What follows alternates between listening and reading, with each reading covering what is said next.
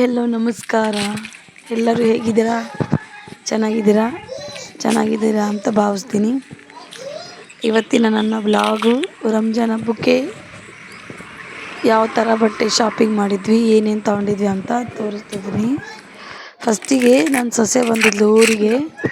ಅವಳು ಅತ್ತೆ ನಾನು ಏನೇನು ಶಾಪಿಂಗ್ ಮಾಡಿದ್ದೀನಿ ಏನೇನಿಲ್ಲ ಅಂತ ನಾನು ತೋರಿಸ್ತೀನಿ, ಮೊದಲು ನೀನು ಆಮೇಲೆ ತೋರಿಸಂತೆ ಅಂದ್ಲು. ಅದಕ್ಕಾಗಿ ಎಲ್ಲ ಕ್ಲಿಪ್ಪು, ಬ್ಯಾಂಗಲ್ಸು, ರಿಬ್ಬನು, ಪುಫು ಎಲ್ಲ ತಗೊಂಡಿರೋದೆಲ್ಲ ತೋರಿಸ್ತಾ ಇದ್ಲು. ಅದಕ್ಕೆ ನೀನೇ ಫಸ್ಟು ತೋರಿಸು, ಆಮೇಲೆ ನಾನು ತೋರಿಸ್ತೀನಿ ಬಟ್ಟೆನ ಅಂಥೇಳಿ ಈಗ ಫಸ್ಟು ಅವಳದು ಬ್ಯಾಂಗಲ್ ತೋರಿಸಿದ್ಲು. ಬ್ಯಾಂಗಲ್ ತೋರಿಸೋದು ಕ್ಲಿಪ್ ತೋರಿಸ್ತಾ ಇದ್ದಾಳೆ. ಅವಳಿಗೆ ಖುಷಿ ಏನಂದರೆ ಒಂಥರ ಅತ್ತೆ ವೀಡಿಯೋ ಮಾಡಬೇಕಾದ್ರೆ ನಾನು ಜೊತೆ ವೀಡಿಯೋ ಮಾಡಬೇಕು ಅನ್ನೋ ಖುಷಿ ಅವಳಿಗೆ. ಅದಕ್ಕಾಗಿ ಫಸ್ಟ್ ಅವಳೇ ವೀಡಿಯೋ ಮಾಡಲಿ, ಅವಳು ತಂದಿರೋ ಡ್ರೆಸ್ ಎಲ್ಲ ತೋರಿಸ್ಲಿ ಅಂಥೇಳಿ ನಾನೇ ಅವಳೇ ಮಾಡಲಿ ಅಂತ ವೇಟ್ ಮಾಡ್ತಿದ್ದೆ. ಅವಳ ತಂಗಿನ ಡ್ರೆಸ್ ತೋರಿಸ್ತಾ ಇದ್ದಾಳೆ. ಅವಳು ಅಂಗಡಿಯಲ್ಲೇ ಶಾಪಿಂಗ್ ಮಾಡಿದ್ದು, ನಾನು ಮಾತ್ರ ಮೀಶೋನಲ್ಲಿ ಶಾಪಿಂಗ್ ಮಾಡಿದೆ. ಇವಾಗ ಅವಳ ಡ್ರೆಸ್ಸು ಪರ್ಚೇಸ್ ಮಾಡಿರೋದು ತೋರಿಸ್ತಾ ಇದ್ದಾಳೆ. ಇಲ್ಲಿ ನೋಡಿ ಎಷ್ಟು ಚೆನ್ನಾಗಿದೆ ಅವಳ dress. Palazzo pant, palazzo pant ತಗೊಂಡು ಟಾಪ್ ತಗೊಂಡಿದ್ದಾಳೆ. ನೋಡಿ ಎಷ್ಟು ಚೆನ್ನಾಗಿದೆ. ಅವಳಿಗೇನೋ ಒಂಥರ ಖುಷಿ ವಿಡಿಯೋ ಮಾಡಬೇಕಂದ್ರೆ. ಇಲ್ಲಿ ಮೊದಲಿಂದ ತೋರಿಸ್ತಾಳೆ, ಸರಿಯಾಗಿ ಬಂದಿಲ್ಲ ಅತ್ತೆ ಇನ್ನೊಂದು ಸರಿ ತೋರಿಸ್ತೀನಿ ಡ್ರೆಸ್ ಅಂತ. ಇಲ್ಲಿ ನೋಡಿ ಅಂಗಡಿಗೆ ಹೋಗಿ ಅವಳಿಗೆ ಇಷ್ಟವಾಗಿದ್ದ ಡ್ರೆಸ್ ತಗೊಂಡು ಬಂದಿದ್ದಾಳೆ.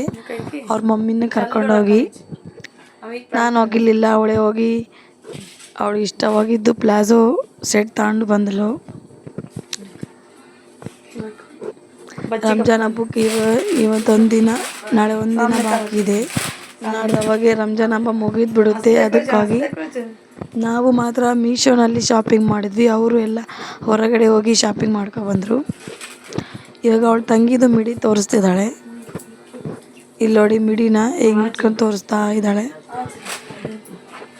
ಅವಳ ತಂಗಿದು, ಅವಳ ತಂಗಿ ಇಬ್ಬರೇ. ಇವಳು ನನಗೆ ಸೊಸೆ ಆಗಬೇಕು, ಇವಳು ದೊಡ್ಡ ಸೊಸೆ, ಸಣ್ಣ ಸೊಸೆ ಇನ್ನೂ ಸಣ್ಣಳು.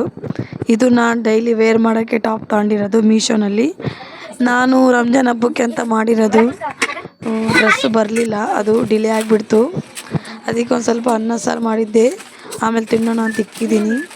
ಈ ಕುರ್ತಾ ಮಾತ್ರ ನನ್ನ ಸಣ್ಣ ಮಗನಿಗೆ ಬ್ಲ್ಯಾಕ್ ಜುಬ್ಬಾಮ ಮತ್ತು ವೈಟ್ ಪ್ಯಾಂಟು, ಇದು ಬ್ಲೂ ಕಲರು ನನ್ನ ದೊಡ್ಡ ಮಗನಿಗೆ, ಅದೂ ಶೇರ್ವಾನಿ ಸೆಟ್ಟು. ಅವನಿಗೆ ಈ ಸರಿ ಶೇರ್ವಾನಿ ಸೆಟ್ಟೇ ಬೇಕಮ್ಮ ಅಂತ ಹಠ ಮಾಡ್ತಿದ್ದ, ಅದಕ್ಕಾಗಿ ನಾನು ಅದೇ ಕೊಡಿಸ್ದೆ. ಇದು ನಮ್ಮ ಹಸ್ಬೆಂಡ್ಗೆ ಜುಬ್ಬನು ಪ್ಯಾಂಟ್, ಜೀನ್ಸ್ ಪ್ಯಾಂಟು. ಇಲ್ಲಿ ನೋಡಿ ಜೀನ್ಸ್ ಪ್ಯಾಂಟು ಮತ್ತು ಜುಬ್ಬ.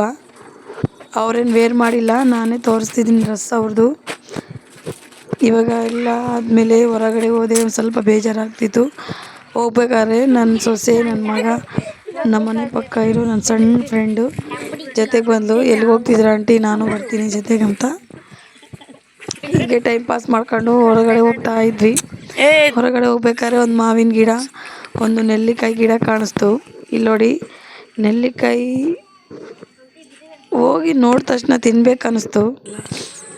ಆಮೇಲೆ ಅದ್ರ ಪಕ್ಕ ಇರೋ ಒಂದು ಮಾವಿನ ಗಿಡ ನೋಡಿದ್ವಿ. ಅದು ಪಕ್ಕ ಅಲ್ಲ, ನಮ್ಮ ಮನೆ ಮುಂದೆನೇ ಇರೋದು ಆ್ಯಕ್ಚುಲಿ. ಇದ್ರ ವಿಶೇಷತೆ ಏನಂದರೆ ವರ್ಷಕ್ಕೊಂದ್ಸರಿ ಬಿಡಲ್ಲ, 2 ವರ್ಷಕ್ಕೊಂದ್ಸರಿ ಬಿಡುತ್ತೆ. ಹಿಂದಿನ ವರ್ಷ ಬಿಟ್ಟಿತ್ತು, ಈ ವರ್ಷ ಬಿಟ್ಟಿಲ್ಲ. ಹಿಂದಿನ ವರ್ಷ ಬಿಟ್ಟಿದ್ದು ಹಣ್ಣು, ಈ ವರ್ಷ ಬಿಟ್ಟಿಲ್ಲ. ಆದ್ರೂ ಅಲ್ಲೊಂದು ಇಲ್ಲೊಂದು ಹೂವು ಬಿಡ್ತಾ ಇದೆ. ಸರಿ ಒಂದು 4-5 ಹಣ್ಣು ಬಿಟ್ಟಿದೆ, ಆದರೆ ಭಾಳ ರುಚಿಯಾಗಿರುತ್ತೆ ಹಣ್ಣು, ತಿನ್ನೋಕ್ಕೂ ತುಂಬ ಟೇಸ್ಟಿಯಾಗಿರುತ್ತೆ. ಅಲ್ಲಿ ನೆಲ್ಲಿಕಾಯಿ ಮರ ನೋಡಿದ್ನಲ್ಲ, ಅದ್ರಾಗೆ ನನ್ನ ಫ್ರೆಂಡ್ ಅವಳು ಸಣ್ಣಳು ಒಂದು 5-6 ಕಿತ್ಕೊಬಂದ್ಲು. ತಿನ್ನೋವರೆಗೂ ನನಗೆ ಸಮಾಧಾನ ಆಗಿರಲಿಲ್ಲ. ತಿಂದು ನೋಡಿದಾಗ ಭಾಳ ಹುಳಿ ಇತ್ತು. ನೆಲ್ಲಿಕಾಯಿ ಅಲ್ಲ, ಹುಳಿ ಅಂದರೆ ಏನು ಹೇಳ್ತೀರಾ ಅಷ್ಟು ಹುಳಿ ಇತ್ತು.